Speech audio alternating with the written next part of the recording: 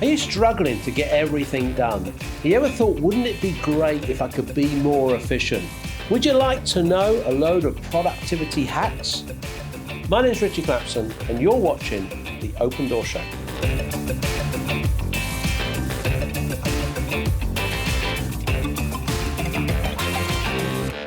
So on today's show, we're going to be talking all about productivity hacks, how to get things done more efficiently, because we don't have enough time. We always run out of time. Well, who's going to help us with that? Well, no better person than my wonderful business partner, Mr. Ian Child. Well, thank you very much. Great to be here, actually. Thank you very much for inviting me. Did you see I built that up? I did. I like the way you did that. Quite special. Yeah, I felt special for the first time, actually. Yeah, you did, yeah. He feels very special, and he is special, isn't he? He is special because he's working with me, so why is that not special? So, productivity hacks. We're all out there. We're trying to get on in business. And we want to do things more efficiently because we don't have enough time. What are we talking about? What is productivity hacks? Basically, ways of kind of hot wiring our brains, I think is probably the best way of describing it. So one of the things that we do as humans is that we kind of go about things the wrong way most of the time. We do it quite instinctively. Things like procrastination and so on is stuff that we can't help do.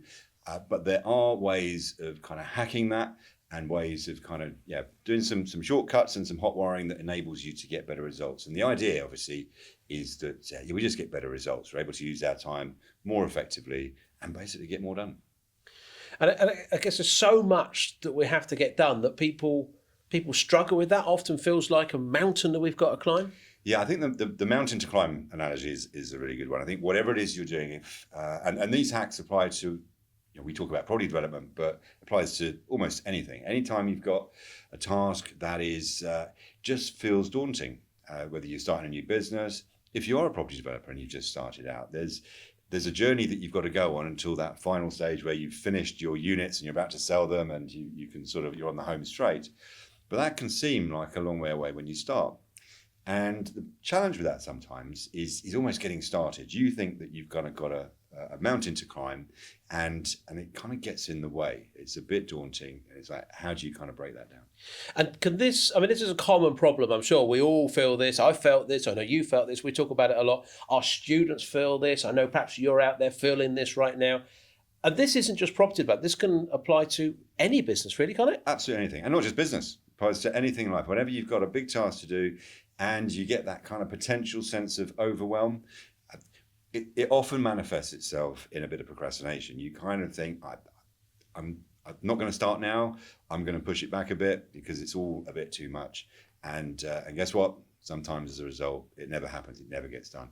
So what we want to do is kind of reframe it, and then we can get better productivity levels, get out of the blocks quicker, and get the end result quicker. So we want to get started. The difficulty is we've got all this thing. Where is the best place to start on this? Well, I think the first thing you've got to do is to reframe it. So you almost want to put the mountain out of your mind, because the mountain analogy just isn't helpful on your journey at all, because there isn't actually a mountain to climb. The reality is that you cannot climb the mountain in one go. You can't. If you imagine like a marathon runner has to run 26 miles. I feel worn out already thinking about that. Marathon runner. Well, you run 26 miles, but in fact you walk 26 miles, so you cover the distance, whereas a marathon runner does it in a couple of hours or 3 hours or whatever. You do it in a couple of weeks. Now, I know, but you're not doing it. I'm not sure I do it in a couple of weeks. Maybe a couple of years. No, but you're walking, you walk on a daily basis.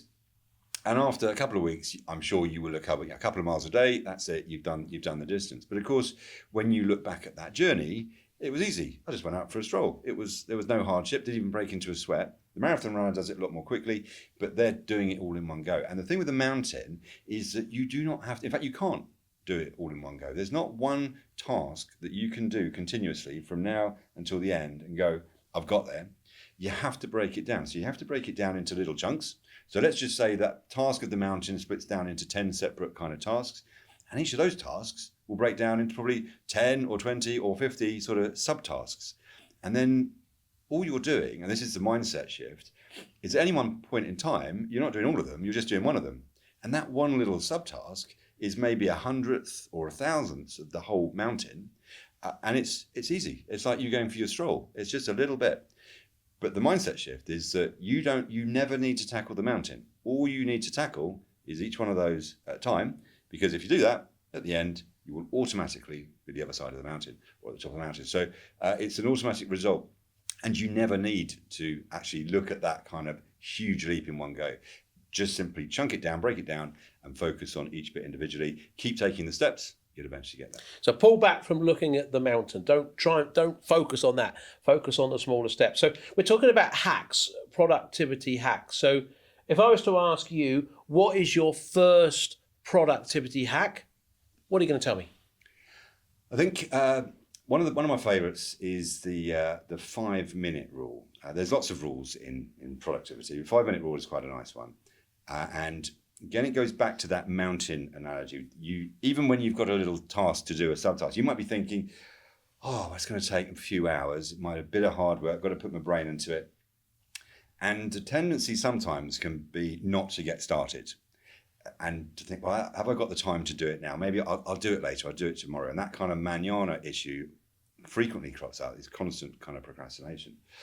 So again, the hack, the rewire in your brain is not to think of it as I've got to spend 3 or 4 hours doing this task. Instead, what you simply say to yourself is that my target here is not to complete the task. My target is to spend 5 minutes. Hang on, so your target is not to complete the task? Nope. It's simply, you're telling your brain the objective of the exercise is to spend 5 minutes working on the task. Right, interview over. Now, obviously that the 5 minutes isn't going to be enough to complete the task, and that's fine. But what's happened in terms of what's happening in your brain, you've made it a very easy task to achieve. I've only got to spend 5 minutes doing this. There's no hardship to it. You're bound to do it. It's an easy one. And then the second kind of hack comes in, and that's a concept called flow. It's an established kind of phenomena that happens when you start working, to be honest, on anything. If you've ever had that situation where you're kind of working on a project, you're doing something specific, and you kind of get absorbed in it. Yeah, this is when you get in your flow. Exactly. You're in that zone. And what can happen is that you think you've been working for half an hour, and you look at the clock, and you've been doing it for a couple of hours. It's just like time has sort of just flown by because you've kind of been absorbed in the task. So what we want to do here is when we start that 5 minutes, it doesn't necessarily happen every time, but quite often what will happen, you'll get started, and 5 minutes is enough to doesn't sound like very long, but you can kind of get under the bonnet, you can start work. And what will happen is that you can enter that state of flow. And so provided you haven't set a task that you've got to do immediately 5 minutes later, then there's a fairly good chance that you enter that state, and then you'll just simply keep going. And doing it that way, you kind of break the cycle. You're not looking at it as something that you need to get into, there's a mountain to climb, something you can do really easily, and then there's a fair chance that you'll end up potentially spending half an hour or an hour on it and make great headway on the project, even though you thought it was potentially just 5 minutes.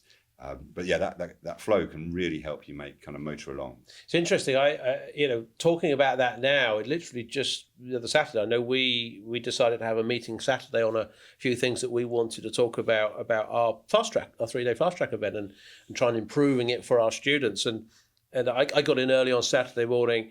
And my attention span, I don't have a great attention span. Maybe some of you out there struggle from the same thing. And so if you'd have said to me, go in Saturday morning and spend 3 hours on a task, I wouldn't have done it.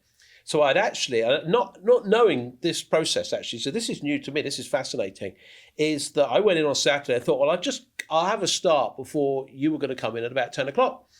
And I think when you came in, I had the music blaring out in my office because no one was in the office on Saturday. I really got stuck into what we're doing, and I got very creative. I come up with all these sheets and all these notes, and it's suddenly like, oh, you've turned up, because I know you were doing some family stuff in the morning, and you've turned up, and I've been sat there for 3 hours. And if you'd told me to do that, I wouldn't have done it. Yeah, and I wouldn't have been able to see you dance. So it was a win for both of us. Yeah, it's a big move, big move. Anyway, look, okay, so 5 minutes and stuff. How do we make sure we don't spend too long on any one task? Maybe become a perfectionist, so we just don't ever finish anything. Yeah, perfectionism is a bit of a curse. I mean, it's got its good sides, obviously. If you're a perfectionist, you end up, the output is wonderful.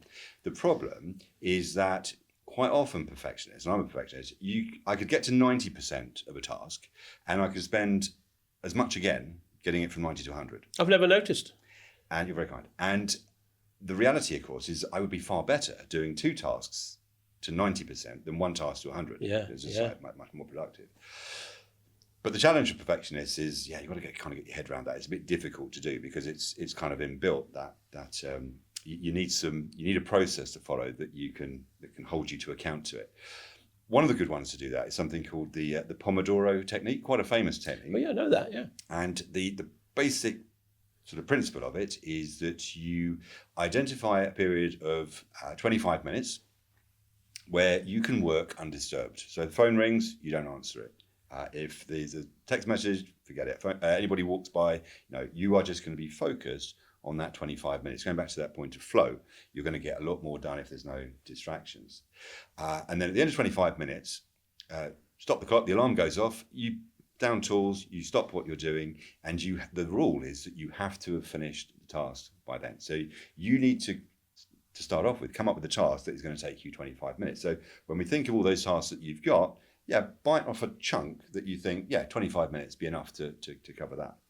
Now, the trick here is that, as I said, you've got to finish it within 25 minutes. There's no ifs or buts. You can't have 26 minutes. You've got to actually finish it. Now, what that does is it does a few things. There's a few things going on there. So the first thing is we can work for 25 minutes on almost like full power. So brain-wise, we can concentrate. 25 So stepped up a gear. Yeah. If I said concentrate solidly for 3 hours, you couldn't do it. Do it for 25 minutes, you can. That's why you want no interruptions or anything like that. So you can really focus.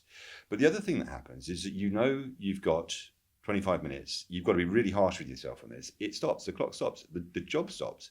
So you've got to do it in 25 minutes. So it makes you much more effective at planning out those 25 minutes. So what do I need to do? Then executing it, doing them, and also critically getting rid of the stuff that doesn't add the value. So whereas before, without that, you might be thinking, well, I've managed to do it in 25 minutes, and I'm now going to spend another 25 minutes just polishing it a bit and adding the bells and whistles.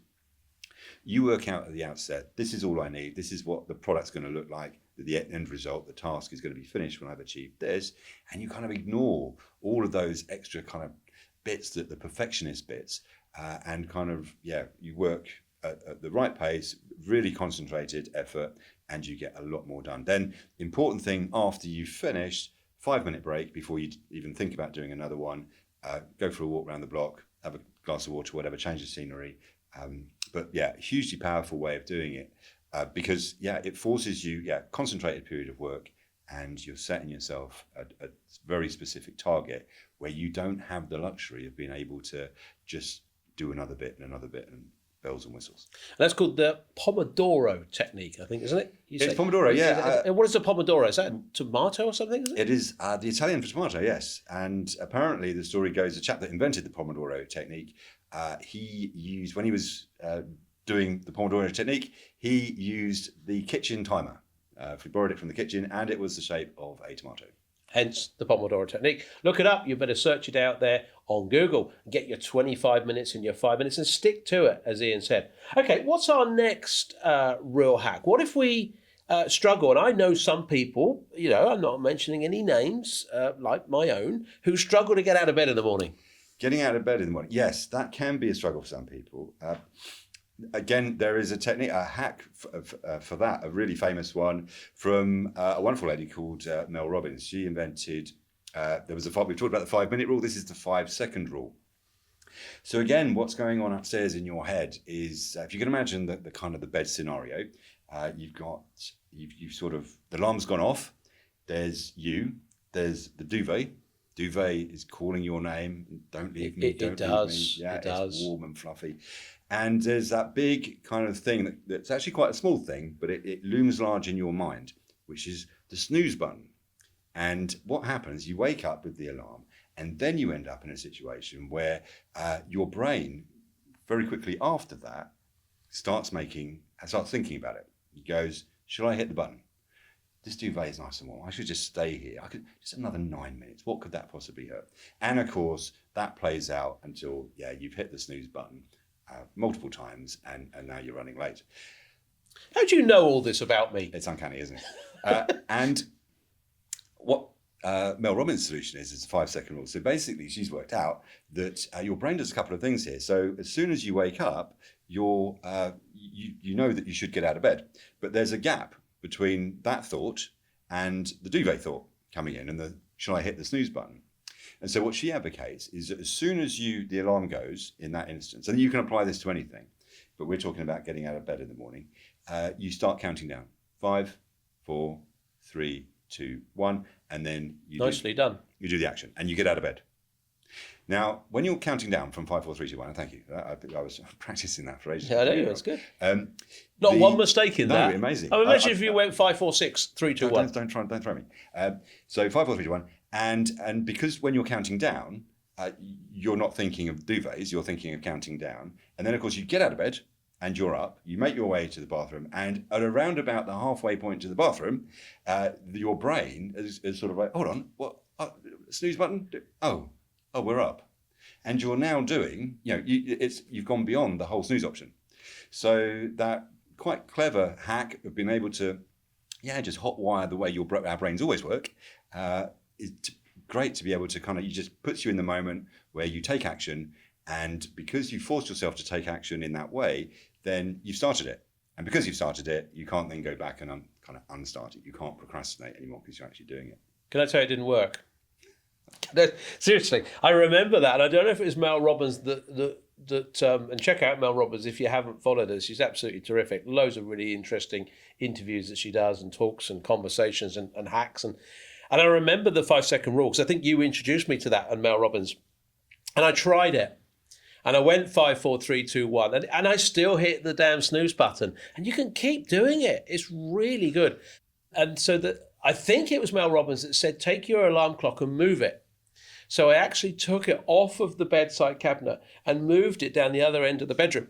So now I have to get up to turn the damn alarm off. So I do my 5, 4, 3, 2, 1, but you get over there and then you turn it off. Is that a Mel Robbins thing? Do you remember? I think it is. Yeah, I think she's worked out that there were people like you that were incapable of actually following a simple instruction. So she actually, I think, that added that as a footnote to her rule. I did, and it works. Seriously, that does work. You have to get up. You go over there, and then,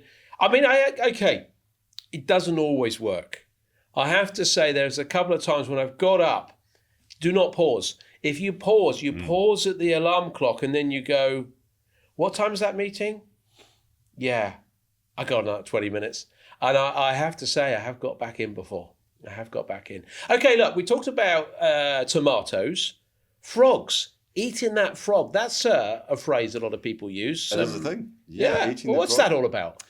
Eating the frog. Well, again, another personal development luminary.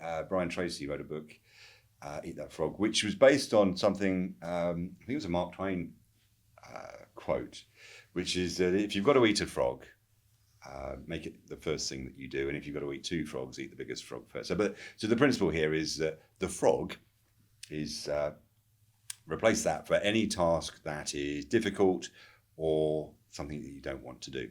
And the general rule here is a simple one, which is that you do the most important task or the most difficult task first. That when you set out to do your day, that's the order of play. The problem is that it's really difficult to do. Again, going back to human nature, we really aren't configured that well, because our human nature tells us, actually, I don't really want to do that. It's difficult, or whatever. Whatever, it's not something I want to do. Therefore, I'm going to prioritize something that I do want to do instead. And so we come up with all these excuses. We'll go into work and we think, well, I've got to make that difficult phone call. And then you'll think, well, I'll have a cup of coffee first. And then after you've had a cup of coffee, you think, oh, well, actually, the person I'm going to call might be busy at the moment. Maybe I'll do it at lunchtime when they're bound to be around. And then sometimes you invent complete just works of fiction as to you do tasks that you haven't done for ages, just to kind of create the impression to yourself that you've done something valuable. Well, like a bit of filing or empty the bins or something like that. I've been filing for years, but now it's done, and I feel better for not having rung that person. And of course, what happens is you get to about 4:59, and you still haven't reached. You think, well, I said I'd do it. So you make the phone call. Their PA answers and says, I'm afraid they've gone home for the day. Well, it's a relief then, isn't it? It's a relief, yeah. And it's like, it wasn't your fault then. They weren't there. 4:59, lazy so-and-so. So, and we're so good at doing that. So What I would advocate is a couple of things. I think the first thing that I always advocate is make a list the night before of what you've got to do tomorrow. And it has to be a high level list. But what happens when you do that is that your brain, because of course your conscious switches off, it goes to sleep, but your subconscious doesn't. So your brain is still working overnight, and it actually percolates and works on the things that you were looking at before you went to bed. So if you've gone through your to-do list and you've prioritized it, it can really help get yourself out of the blocks quickly in the morning. But then just make sure that you've got those difficult tasks kind of front loaded to your day. It just makes the whole thing a lot easier, because what happens is you don't then procrastinate, so you get more done because you're not continually kind of pushing it back. But also your day's a lot nicer. It's like getting into the swimming pool, isn't it? If you're going to get in the swimming pool, it's always cold. So whether you spend about an hour dipping your toe in and gradually dipping more and more of your body into it, if you just dive in, it's over and done with. And your day is... I'm not sure we're convinced about that one. I think just getting a bit of it is a far better thing to do. I like the frog thing because it's interesting, actually. Recently, in a developers club session with one of our students, she was actually talking to one of our mindset coaches who was doing a session in the developers club and helping people about Eat That Frog. And one of her joint venture business partners is pretty good, and she's not very good at it. So he bought her a frog, apparently. Oh, really? So she have this frog front and center on her desk, and she looks at this frog. Okay, I better get on with that. We talked about day. We talked about time, getting out of bed, and all of that. And it's quite well known that we're all different in terms of the best times of days when we're most productive. We're talking about productivity. How does that work? What are our best times? Well, we've all got a different one, unfortunately. I wish it was easy to say that you need to do everything between 10 and 12, but it is different for every single person. So we've got these productivity cycles. I think the only way that you can really find out when your most productive time of day is by trying it. So you need to basically, probably for a couple of weeks, keep a log of what you do, be on it, so you're kind of conscious of when you feel more productive, when you're getting more done. And that may seem a little bit abstract, but actually when you do it, it is quite easy to spot the trend. You'll see when you are. And it's normally, I would say, a kind of a 2-hour window. And then it's just a question of, once you've identified that, you can then kind of sort your diary accordingly. So where you just do 2 hours, that's it?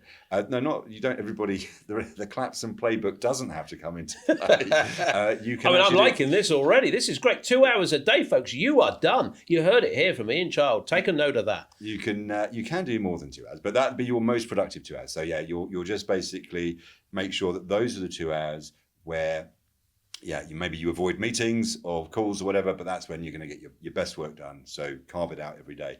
And that just makes your day easier, because you're putting the two things together, the most productive time with the work, the bulk of the work.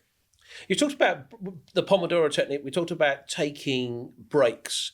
And we talked about, that productivity. You've got that little time slot in your day. How important is it to take breaks? Because I know some of us, we get into work, and we've all done that in the past. I've been guilty of that. And you just work through, and sometimes you skip lunch, you don't do anything. How important are breaks? Oh, hugely.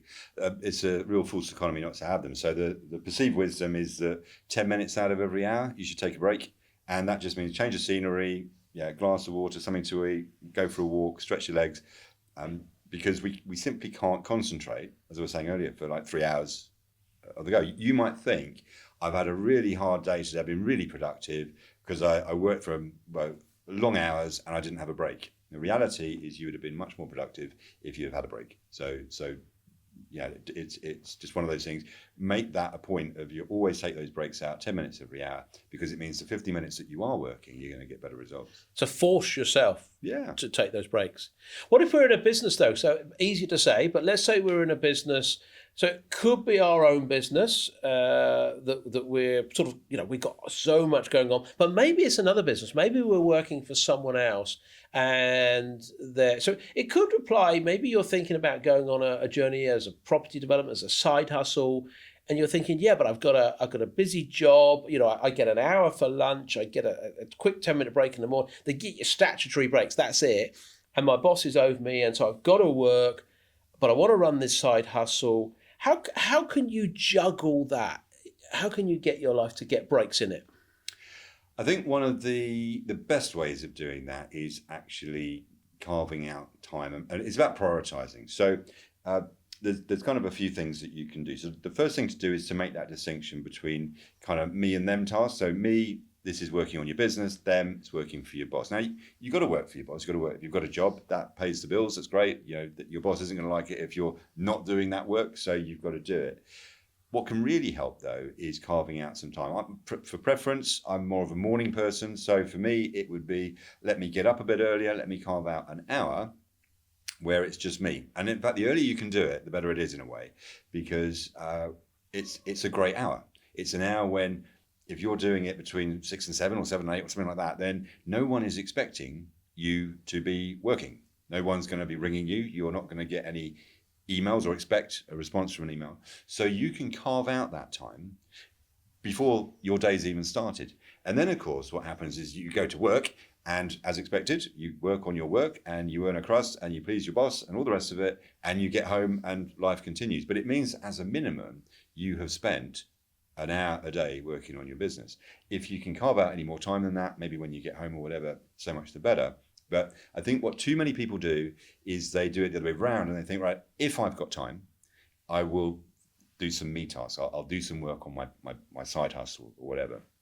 And of course, what happens is the day gets ahead of you. Stuff crops up, you end up running late, you feel tired, you get home, you think, oh, last thing I want to do. And of course, there's no one there to beat you up. Your boss doesn't mind if you don't do the side hustle. But they do mind if they don't do the day job. So you don't have anybody beating you up. So the easiest way of doing that, if you can't beat yourself up, because you're not very good at that, is basically make sure that you prioritize some me time. And if you get that done out of the way, so you're doing something, you're moving forward every single day. Yeah, you again going back to those little steps, you will make progress. What about though if you're not a morning person? You talked about being a morning person, and that's good for you, and getting that me time in the morning. I struggle with that. I don't like mornings. I'm not a morning person. So what would you say to someone that's listening to this that needs to get some me time, but they're a night owl, they're not a morning person? How do they go about that? So again, I think you've probably got to be a little bit more structured and strict with yourself there. So if you're a night owl, I think, because what you're effectively saying, unless you're sort of bringing the time that you get up forward even more, you're not saying that. You're basically saying that, yeah, I get up late or later. There's not enough time to fit stuff in, so I'm going to have to do it later on.